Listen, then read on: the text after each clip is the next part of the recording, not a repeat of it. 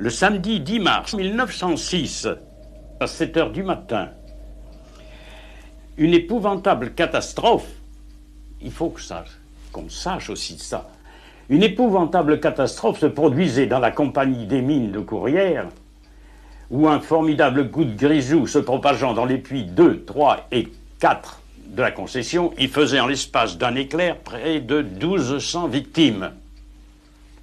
1200 morts. Le 30 mars, coup de théâtre.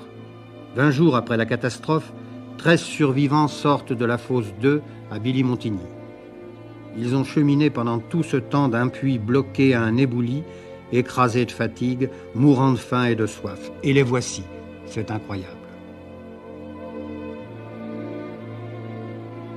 Sous terre, le galibot Anselme Pruvot, 16 ans, a rencontré son père Charles par un extraordinaire hasard. Le fils d'Anselme se souvient. C'était la ruée vers les grilles, parce que chacun espérait que ce soit le sien, son fils ou son père. Et alors, ma grand-mère est arrivée.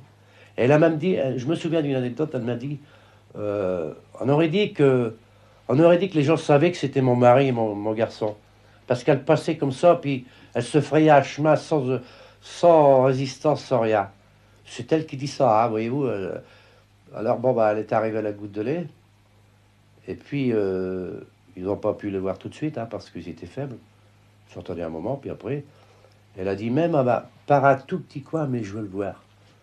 Alors, elle lui a permis d'y aller, mais le docteur Lourti a dit, il faudra être très sage, hein, il dit madame.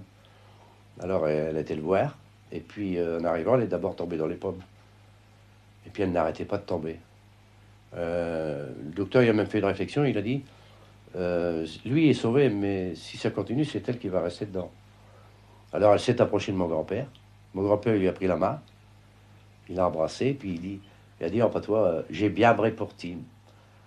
Alors, après, elle est retombée dans les pommes, naturellement, si je puis m'exprimer ainsi. Hein.